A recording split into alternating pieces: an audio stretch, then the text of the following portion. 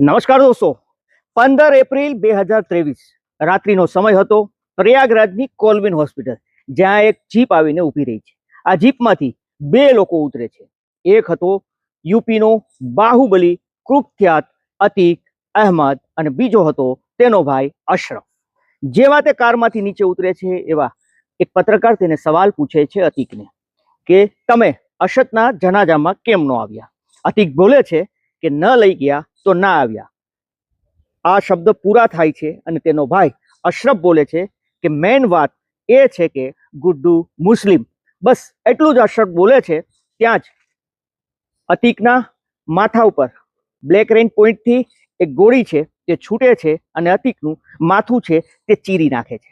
ત્યારબાદ ધડાધડ 22 round firing થાય છે આ બંને ભાઈઓ ઉપર અને બંને ભાઈઓના ત્યાં ઓન ધ સ્પોટ મોત થાય છે. 40 વર્ષના સામ્રાજ્યનો અંત કંઈક આ રીતે આવશે તેવું કોઈએ સપને પણ નહોતું વિચાર્યું. એક ઘોડા ચલાવવા વાળાનો દીકરો 15,000 કરોડનું સામ્રાજ્ય બનાવ્યું અને આજે એ લોહીથી લથપથ પડ્યો હતો. લાઈવ ટીવીમાં પૂરો દેશ છે તે આ દ્રશ્યો જોઈ રહ્યો હતો. અતીક અહેમદ જે ઘોર ગરીબીમાં જન્મ્યો હતો તે 5 વખત ધારાસભ્ય અને 1 વખત સાંસદ બનીને ઉત્તર પ્રદેશના અલ્હાબાદનો બેતાજ બાદશાહ બન્યો હતો. શું છે અતીક અહેમદની કહાની? અતીક અહેમદને કેમ મારી નાખવામાં આવે છે? તે કઈ રીતે 5 વખત ધારાસભ્ય અને સાંસદ બન્યો હતો અને કઈ રીતે તેણે હજારો કરોડનું સામ્રાજ્ય ખેડતું હતું? આ તમામ મુદ્દે વાત કરીએ. વિડીયોની શરૂઆત કરીએ.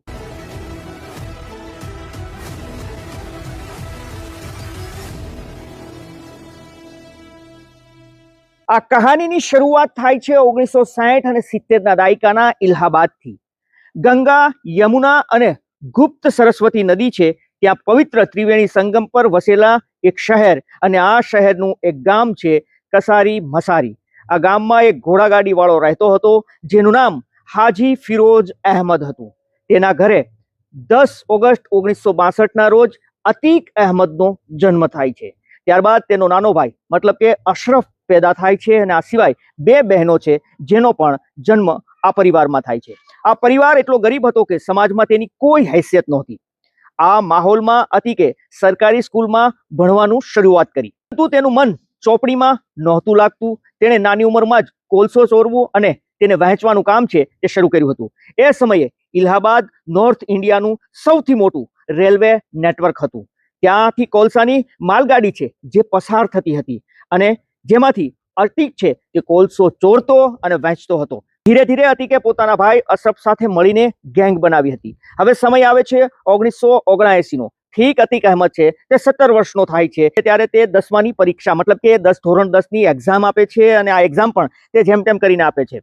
અતીકનું નામ એ સમયે એક મર્ડર કેસમાં ખુલે છે જેના કારણે તેને જેલમાં ધકેલી દેવામાં આવે છે. પરંતુ આ કેસમાં પૂરતા સબૂત ન મળવાના કારણે અતીક છે તેને મુક્ત કરવામાં આવે છે. બીજી તરફ ધીરે ધીરે અતીક છે તેણે હવે કોલસા ચોરવાના ધંધાની સાથે અન્ય ધંધા પણ જમાવ્યો હતો. તેણે સ્થાનિક વિસ્તારમાં જે વસૂલી હોય છે મતલબ કે લોકો પાસેથી હફતા લેવા, વસૂલી કરવી, આ વસૂલીના ધંધામાં પણ તેને હાથ અજમાવ્યો હતો. કારણ કે તેની બે ગેંગ છે તે ધીમે ધીમે બની ચૂકી હતી. આ વિસ્તારમાં ધીમે ધીમે તેની ધાક છે તે વધી રહી હતી. એ સમયે અલ્હાબાદની અંદર શોક એ ઇલાહી ઉર્ફ ચાંદ બાબા છે તેનો સિક્કો ચાલતો હતો. મતલબ કે તે અલ્હાબાદનો સૌથી મોટો ડોન છે તે આ ચાંદ બાબા હતો. અતીકે પણ ચાંદ બાબાની ગેંગ છે તે જોઈન કરી હતી. અન્ય ગુંડાઓ કરતા અતીક છે થોડું હટકે વિચારતો હતો અને તેના કારણે જ તે ધીમે ધીમે ચાંદ બાબાનો ખાસ માણસ બની ચૂક્યો હતો. ચાંદ બાબા ત્યાંનો કુખ્યાત ગુંડો હતો. તે પોતે અને પોતાની ગેંગ છે, ચાંદ બાબા અને તેની ગેંગ છે તે સાથે બોમ્બ બનાવવાના માહિર હતા. આ લોકો પોતાની સાથે જ બોમ્બ બનાવવાનો સામાન છે તે લઈને ફરતા હતા અને જરૂર પડે ત્યાં બોમ્બ ફેંકી દેતા હતા. એક વખત પોલીસના એ પોલીસ સ્ટેશનની અંદર નવો દરોગા આવે છે અને આ નવો દરોગા છે તે ચાંદ બાબાને પકડવા કોશિશ કરે છે. ચાંદ બાબા અને તેના ગુંડાઓ છે તે પોલીસ સ્ટેશનને ઘેરી લે છે અને કલાકો સુધી ત્યાં ફાયરિંગ કરે છે, બોમ્બ ફેંકે છે. પોલીસ કર્મચારીઓ છે તે પોતાનો જેમ તેમ કરીને જીવ બચાવે છે, ત્યાં છુપાઈ જાય છે અને પોલીસ સ્ટેશનમાં આ લોકો તહેલકા મચાવી દે છે.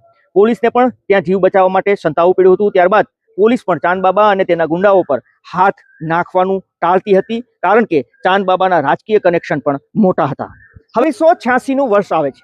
આ સમયે અતીક અહેમદ છે તે મોટો ગુંડો બની ચૂક્યો હોય છે. પરંતુ બીજી તરફ યુપી સરકાર છે તે ગેંગસ્ટર વિરુદ્ધ કાયદો લાવ્યો હોય છે, મતલબ કે ગેંગસ્ટર એક્ટ, જેમાં અતિકની પહેલી ધરપકડ થાય છે. મતલબ કે અતિક રજિસ્ટર્ડ પહેલો એવો ગુંડો બને છે જેની પોલીસ ધરપકડ કરી લે છે.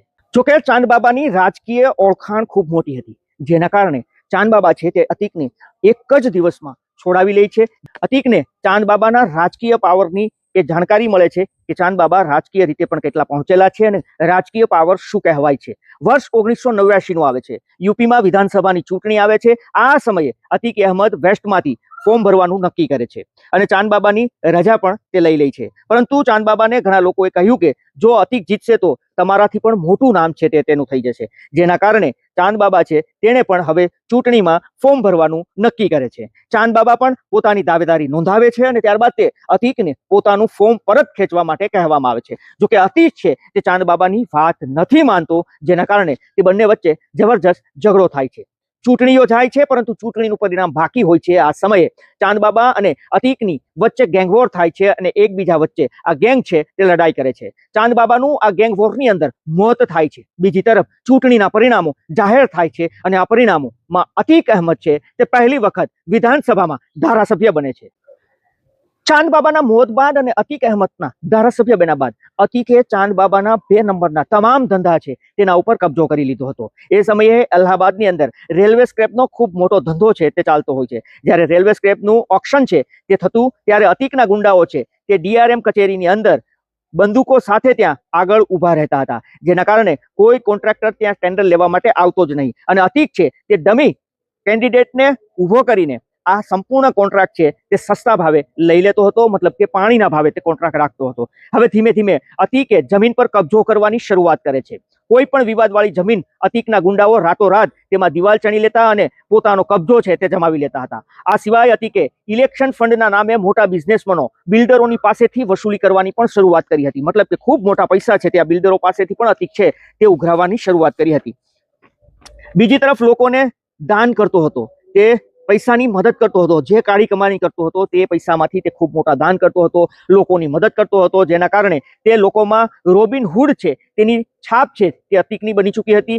તે પોતે જ અદાલત ભરતો હતો અને લોકોના નાના મોટા પ્રશ્નો છે તેનું નિરાકરણ કરતો હતો, જેના કારણે તે લોકપ્રિય બની ચૂક્યો હતો. આ રીતે અતિકે 1991 અને 1993માં ચૂંટણી જીતી હતી. આ સમયે બૂથ કેપ્ચરિંગ અને અન્ય વિસ્તારોમાંથી લોકોને ટ્રકોમાં ભરી ભરીને મત છે તે અપાવવા માટે તે ત્યાં લાવતો હતો. તેઓ તેમના ઉપર ગંભીર આરોપો લાગ્યા હતા.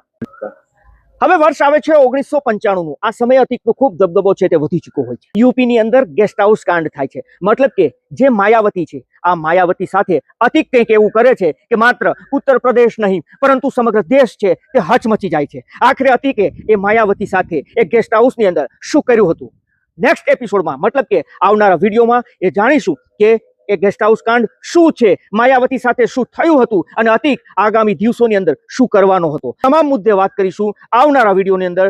તો આપ અમારી YouTube ચેનલ ઉપર નવા હોય તો જરૂરથી નમસ્તે કીને સબસ્ક્રાઇબ કરી લેજો. અગર આપ આ વિડીયો ફેસબુક અથવા ઇન્સ્ટાગ્રામ પર જોતા હોય તો ફોલો કરી લેજો. ફરી મળીશું નેક્સ્ટ એપિસોડમાં. ત્યાં સુધી રજા આપશો. ધન્યવાદ.